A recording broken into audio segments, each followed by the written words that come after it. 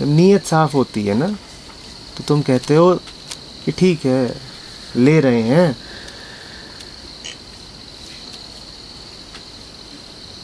पर खा नहीं जाएंगे। फिर कोई तुम्हारी ज़िंदगी पे राज नहीं कर सकता।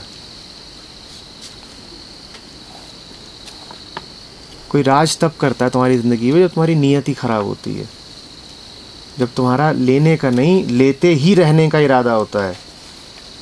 इतनी बड़ी कोठी बापूजी की किसके लिए है?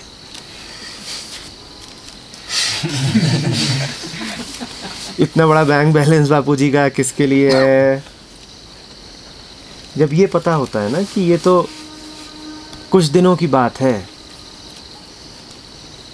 साल 2 साल फीस ले लेंगे, उसके बाद हमें पता है कि अपने पाँव पे खड़ा होना है, उसके बाद हमारा बिल्कुल भी इरादा नहीं है लेते रहने का। लेते रहने का तो छोड़ो, हम लौटाएंगे भी, लौटा और देंगे। तब मन पे कोई दबाव अनुभव नहीं होता, तब मन पे ज़रा भी दबाव अनुभव नहीं होता। और जब नीयत ही होती है कि ज़िंदगी भर ही लेते रहना है, तब हर किस्म का दबाव अनुभव होता है।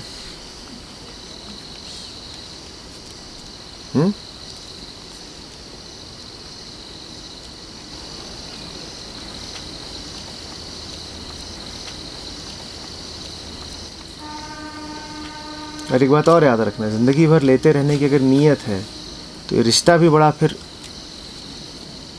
शोषण का रिश्ता है।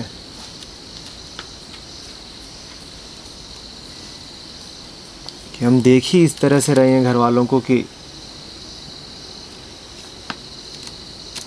बढ़िया,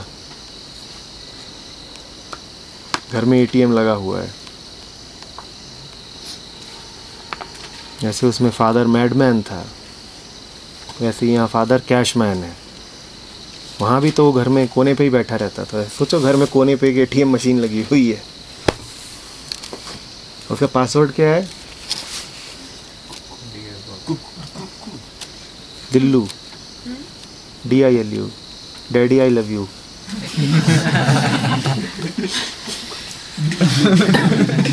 उसमें डालो DILU, उसमें से पैसे वापस आते हैं। एक टी-शर्ट भी आती है उसमें लिखा था मैं डैड देना ATM।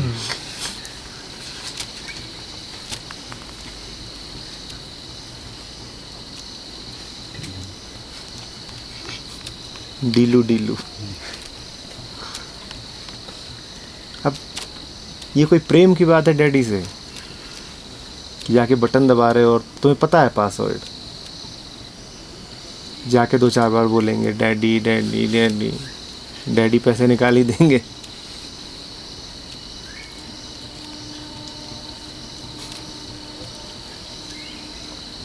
वरना निकाले तो कभी लौटाने की बात करो तो बहुत ऑफेंडिंग हो जाता है उनके लिए कि ये क्या कह दिया। तो दैट मींस उनकी नीड और ज्यादा स्ट्रांग है, more than what we are. The repayment is expected not in cash but in kind. Cash तो बहुत छोटी चीज होती है। मुझे समूचा इंसान चाहिए, सिर्फ उसका पैसा नहीं। तुम सस्ते में निपट जाना चाहते हो, पैसा दे के निपट जाना चाहते हो, तुम इतने में ही मुक्त हो जाना चाहते हो कि पैसा लौटा दिया। मुझे पैसा नहीं, तुम्हारी समूची ज़िंदगी चाहिए, तुम्हारे एक एक पल पे, एक एक निर्णय पे अख्तियार चाहिए। ये तो बड़े सस्ते में छूट गए तुम कि हमने तुम पे 20 लाख खर्च किए थे, तुमने 30 लाख लौटा दिए। ये तो बड़े सस्ते में छूट गए, इतने सस्ते में नहीं छोड़ेंगे। तुम्हारी एक एक सांस चाहिए।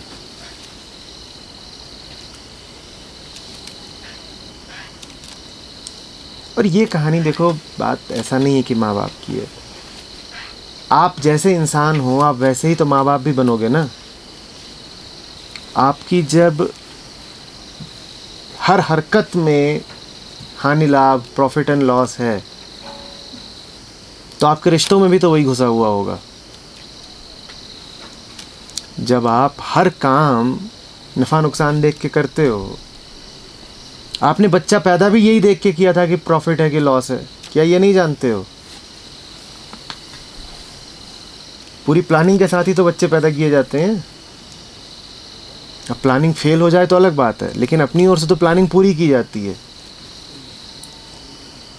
लड़की ज़्यादा होने लग जाए तो उसको मार भी देते हैं कि 2 हो गई हैं, तीसरी आ रही है, अब इसको मार दो। जब बच्चे पैदा ही प्रॉफिट लॉस के हिसाब से किए गए थे तो उनकी ज़िंदगी में फिर प्रॉफिट लॉस नहीं देखा जाएगा कि इससे मुझे क्या प्रॉफिट क्या लॉस हो रहा है।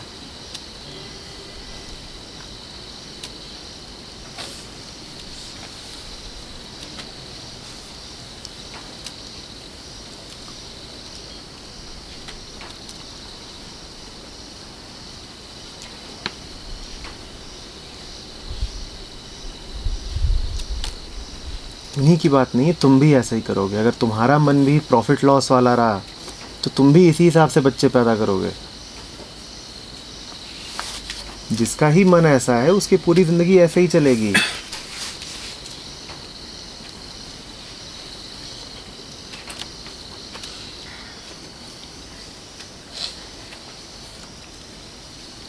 इस ट्रांजैक्शन में हिस्सा लेके तुम किसी का भला नहीं कर रहे।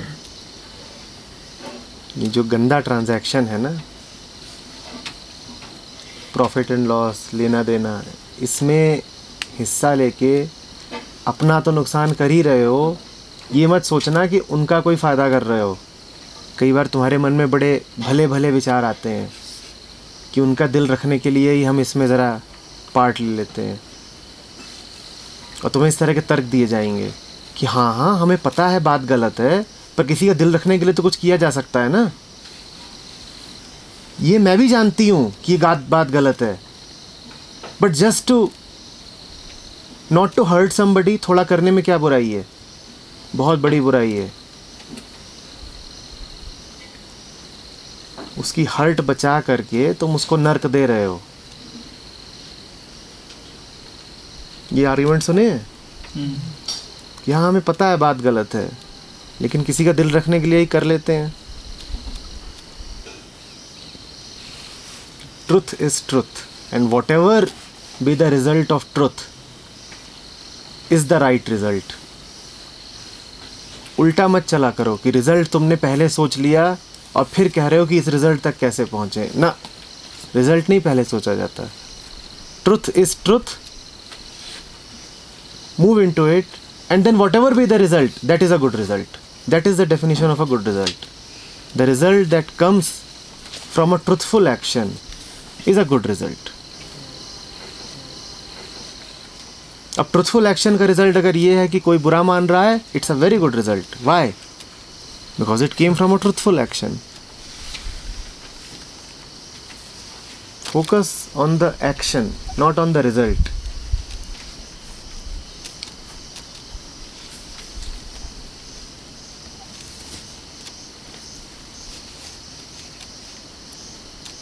और देखना तुम कि तुम्हारे पास ट्रुथ के विरुद्ध जो भी तर्क होंगे उन सब में रिजल्ट की बात होगी।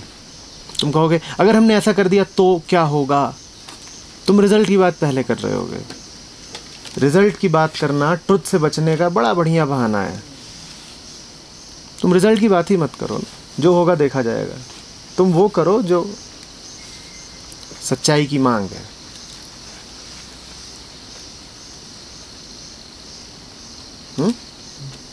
और ये जो पूरा गेम है लाइफ का, इसके तरीके बड़े अजीब हैं। ट्रुथ पर चल रहे हो तो सबका भला होगा, पेरेंट्स का भी भला उसी में होना है। हो सकता है हर्ट होने में ही उनकी भलाई हो। लज़रस घर छोड़ के भाग गया, कल मैं कह रहा था ना। हो सकता है मैरी और मार्था की इसी में भलाई हो। मदर को कोई और चीज़ जगा नहीं सकती थी, पर लज़रस घर छोड़ के भागा है, ये घटना हो सकता है माँ को जगा दे।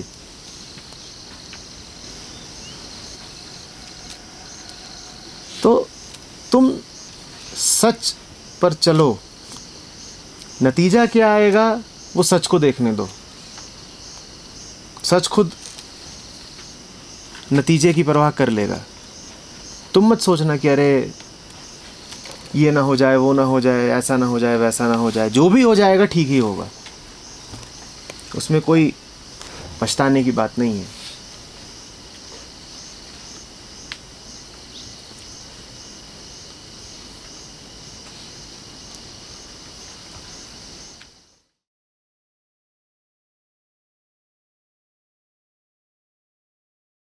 निर्भर करता है कि कौन बात कर रहा है। जो पूरी तरीके से मटेरियलिस्टिक आदमी है वो इस डेट को कभी रिपे नहीं कर सकता, क्योंकि जो पूरी तरह मटेरियलिस्टिक आदमी है वो अपने आप को क्या देखता है? शरीर। और शरीर किससे आया है? तो आप जिंदगी भर भी रिपे नहीं कर सकते हो ना, क्योंकि आप जो हो वही माँ बाप से आया है। मटेरियलिस्टिक आदमी ही जीवन भर ऋण नहीं हो पाएगा, वो कभी भी इस ऋण से मुक्त नहीं हो पाएगा, क्योंकि वो अपने आप को शरीर जानता है और शरीर तो उन्हीं से आया है। आध्यात्मिक आदमी ही है जो इस ऋण से मुक्त हो सकता है।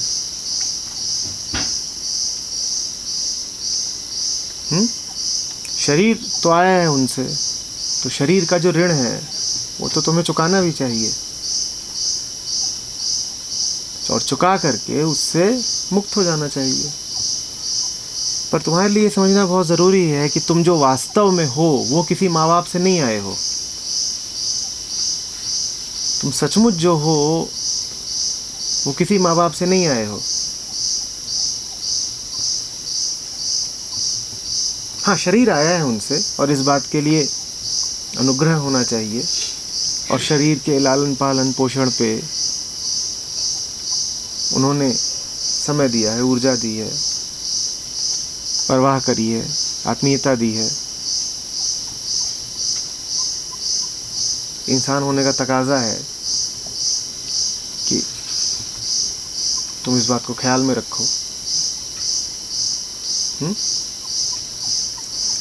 लेकिन अगर अपने आप को सिर्फ शरीर जानोगे तो फिर तो जिंदगी भर नहीं मुक्त हो पाओगे। ना तो तुम मुक्त हो पाओगे, ना अपने बच्चों को मुक्त होने दोगे। तुम यही अपेक्षा अपने बच्चों से करोगे कि बेटा तू जो कुछ है हमसे ही आया है ना, शरीर तो हम ही ने दिया है तुझे, तो अब तू जिंदगी भर के लिए हमारा बन गया। डमरू हम बजाएंगे।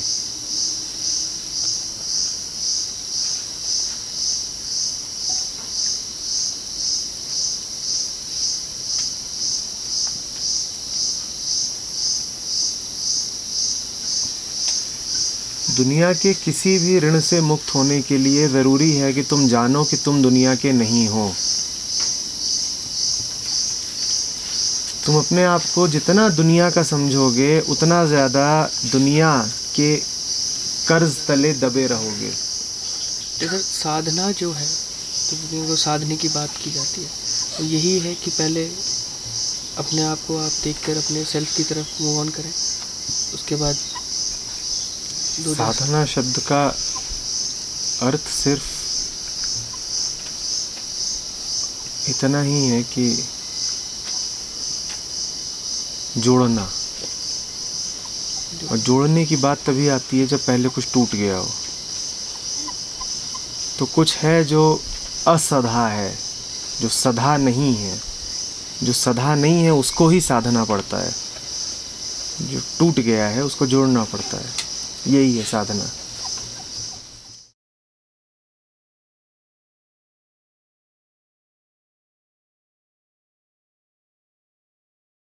पूरी पहचान ही उनसे ले रखी है, तो इसीलिए दबे हुए हो। कोई कर्जदार हो जिसको दिख रहा हो कि उसके पास कर्ज लौटाने का कोई तरीका नहीं है, और उसके सामने जब तकाजा करने वाला आता हो तो उसकी क्या हालत होती है। तुम्हें पता है कि तुम एक ऐसे ऋण में हो जो खत्म हो ही नहीं सकता, इतना बड़ा है, तुम्हारे रेशे रेशे में घुसा हुआ है वो डेट। तो जिससे तुमने लिया है वो सामने आ जाए, तुम्हारी क्या हालत होगी? जल्दी बोलो। हाँ, तो यही हालत होती है तुम्हारी जब दुनिया तुम्हारे सामने आ जाती है, डर जाते हो क्योंकि तुम्हारे पास जो कुछ है तुमने दुनिया से ही ले रखा है। तो दुनिया जब सामने खड़ी होती है तो तुम्हारी हवा संट हो जाती है बिल्कुल।